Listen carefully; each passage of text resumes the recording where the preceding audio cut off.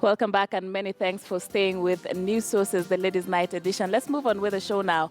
And Court of Appeal Judge Martha Koome has said that she will allow rape victims to procure abortions. She said that it is traumatizing for a rape victim to carry the pregnancy to full term and get tormented for the rest of her life. Koome was responding to questions by the Judicial Service Commission during the interview for the post of a Supreme Court judge on Monday. And ladies, yet another controversial subject, from that of prostitution to legalizing abortion in the country. And Justice Martha Koome specifically talks about the case of rape victims. And what do you think about what she's saying about legalizing abortion for rape victims? I think that let's just start with changing the clauses in the Constitution that prevent abortion in the first place, and that is also in the way the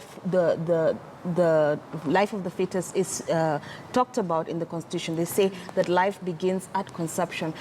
First of all, for us to be able, and even for doctors to be able to function, to be able to treat women who have problems during pregnancy, that particular clause needs to be dealt with urgently. Then now let's talk about abortion. You have to go back again. You have to amend what parts of the Constitution that prevent abortion from occurring. Should it be about rape victims or not rape victims? I think all women should have access to abortion.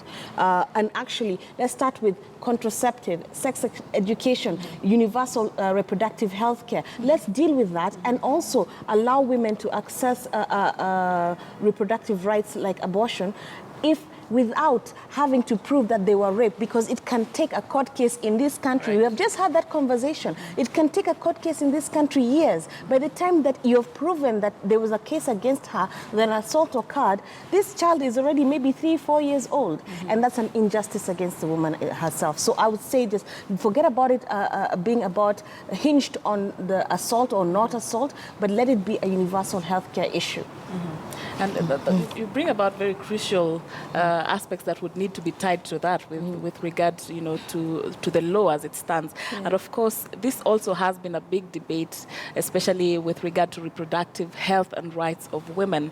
And, many women, people have been talking about being able to have the choice that do you want to give birth at all to have this child at all in the first place? Yeah. Is it something that we need to proceed with?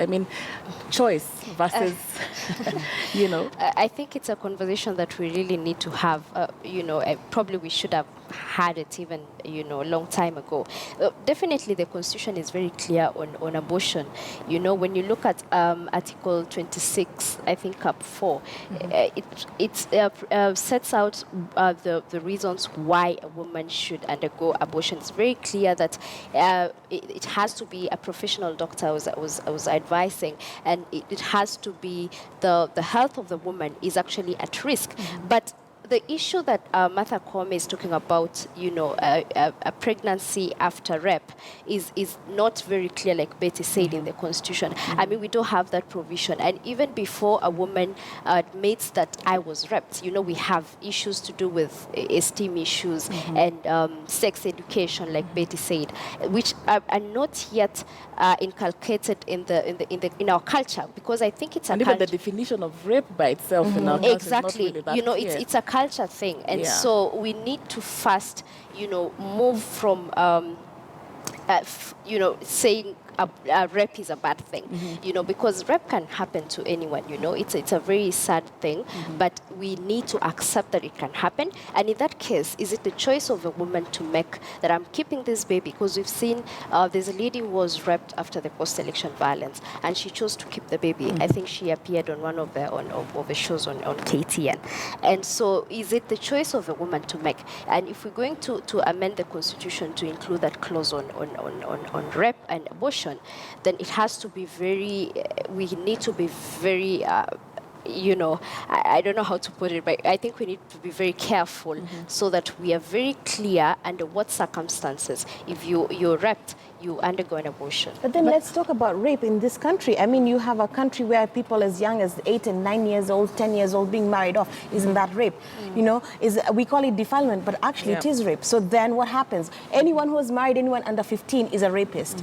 That's how we're putting it. You know, it's not consensual. Exactly. You know? And so that becomes another issue That's where altogether. culture, though, clashes now. Exactly.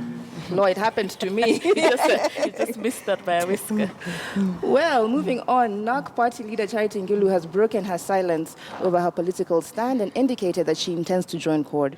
Speaking during the burial of Chama Cha Uzalendo party leader Wavinya Ndeti's husband in Machakos County at the weekend, Ms. Ngilu, however, said she wanted to join the opposition coalition as a co-principal and urged the CORD luminaries to create space for her. So Charity Ngilu is no stranger to opposition politics, right from 1992 when she first stood on a DP ticket. She's been her politics are more opposition style. I know she's dabbled with government here and there, but I think that has been more opportunistic.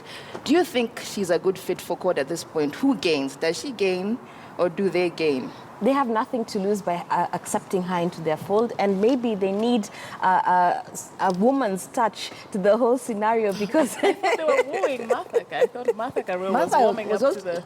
Yeah, she was mentioned. There was Martha. But you know, CORD is a confused lot as it is right now. I mean, we don't even know who is the presidential, flag bearer. And I think Charity Ngilu is coming in and saying, I want to be one of the... What? The core principles. Yeah. We have how many core principles in CORD right now? We have about 3. Yeah. And we have 3 and they want to add 4 more. And everybody wants to be, if you talk to Kalonzo, he wants to be president. Wetangula wants to be president. Raila wants to be president. I mean, I think Ngilu should be very careful, with the choices she's making. I know she would make a good candidate for governorship, but the party that she decides to run on should be very important for her. She needs to make a very informed judgment. But she's out of sorts. I mean, she's out of Jubilee more or less after being on the list of shame and being dismissed from the cabinet. She wants to run for governor, so maybe being part of the other big coalition is going to work for her. Sharon, what do you think? Depending on what she wants, but I mean, definitely, she brings to CORD, votes from women, I believe, and votes from a lot of the Kamba vote, and also there's been speculation about, Kalonzo's, loyalty to shift. Yes, and likely to shift to, to Jubilee. Then, of course, then she brings in the Kamba vote. Yeah, so CORD has everything to gain, if you ask me, from this. And I think, if you ask me, Charity by herself is a brand, is a strong, woman, a strong politician by herself. Has been in the game for a very long time. So I do not know to what extent which party she chooses to run with will affect her vote, really. But does she have the right to demand that she should be a co-principal? Can she just join the coalition? Yes, of course, because you see, the fact remains that, as it is, and Sharon has just mentioned this, as it is, you have a very contentious situation between Kalonzo Musyoka and Raila Odinga as to the stewardship, the flag bearer of the CORD coalition.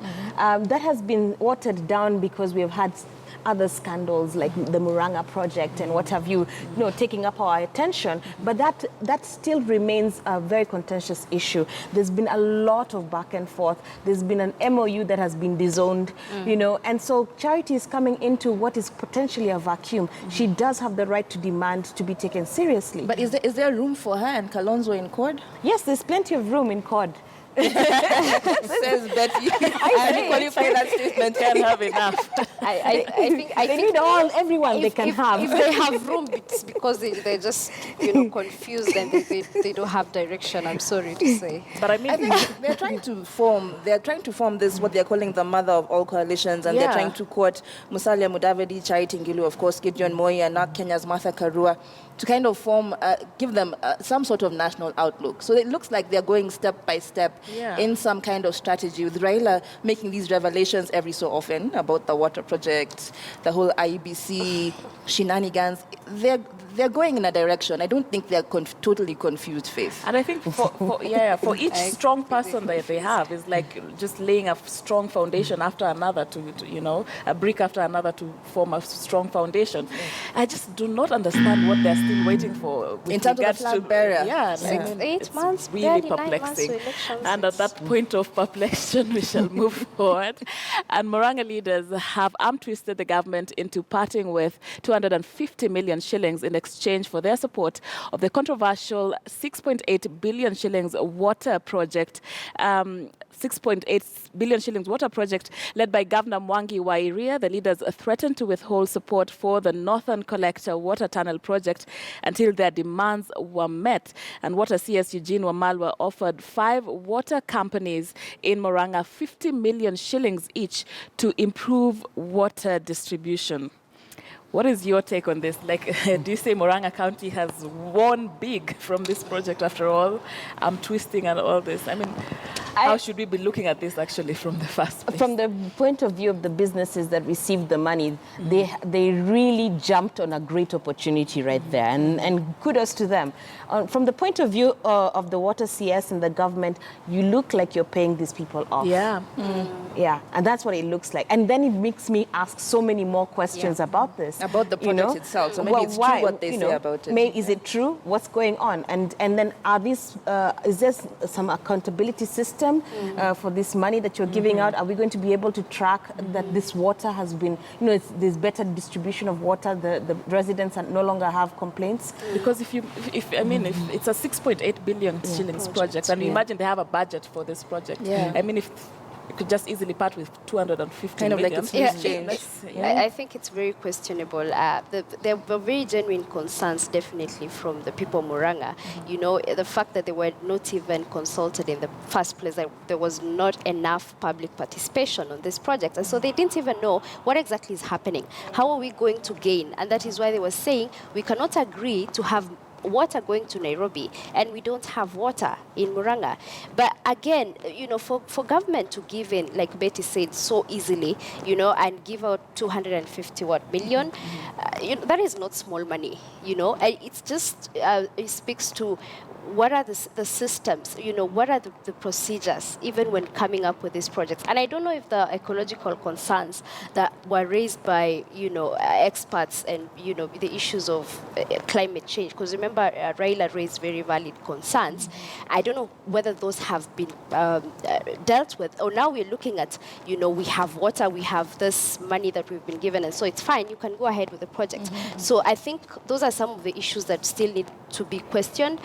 But it's a win for the residents of Murang'a, which is a good thing. And it also just tells Kenyans how, they need to be really attentive and very, they need to look at any project that comes up, whether it's government funded or not. You just need to be sure that this is a project that is good for us, how we're going to benefit as a residents, and so that we don't get to this what happened. Yeah. But as a resident of Murang'a, if you're thinking that you need water, then how do you weigh that against the fact that in 5 years your entire county might be a desert, because at that particular point in time you actually need the water? And it leads me, remember when we were talking about the governors paying for refreshments as opposed to paying for health services? Yes.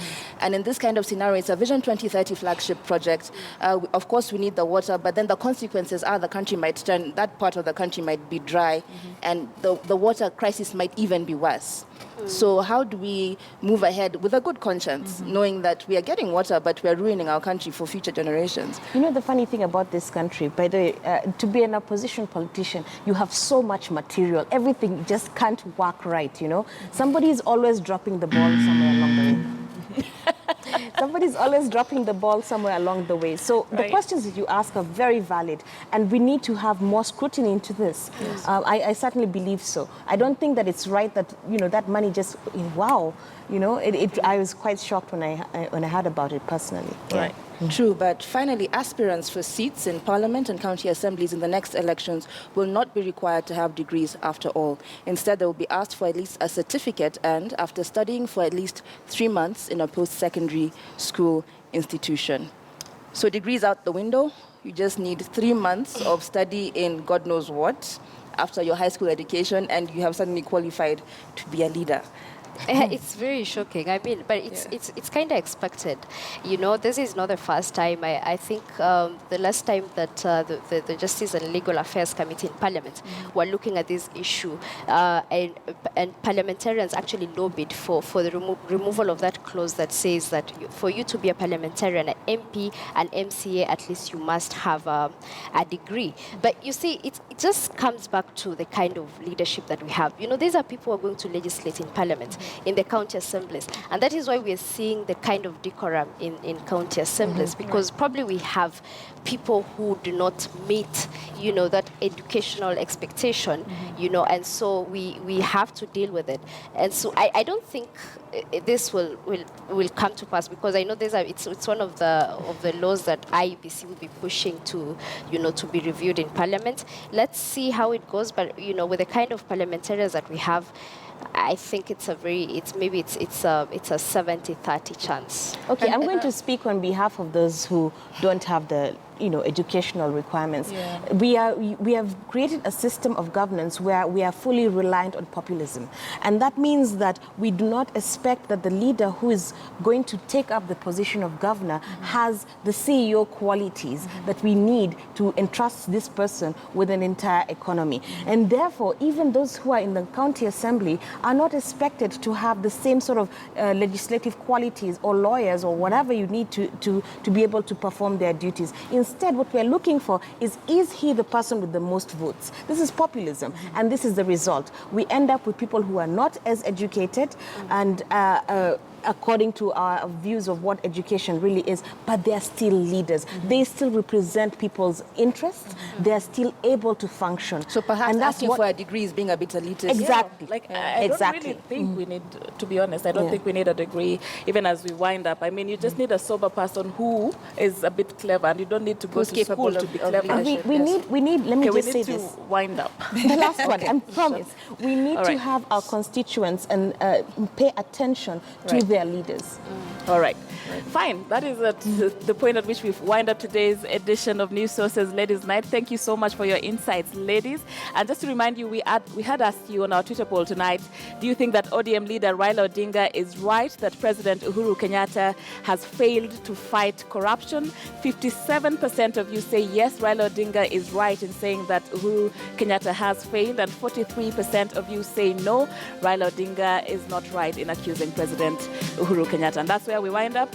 I'm Sharon Momanyi. Thank you so much for watching tonight. Have a good night. And I'm Julie Masiga. Next week, Wednesday. See you then.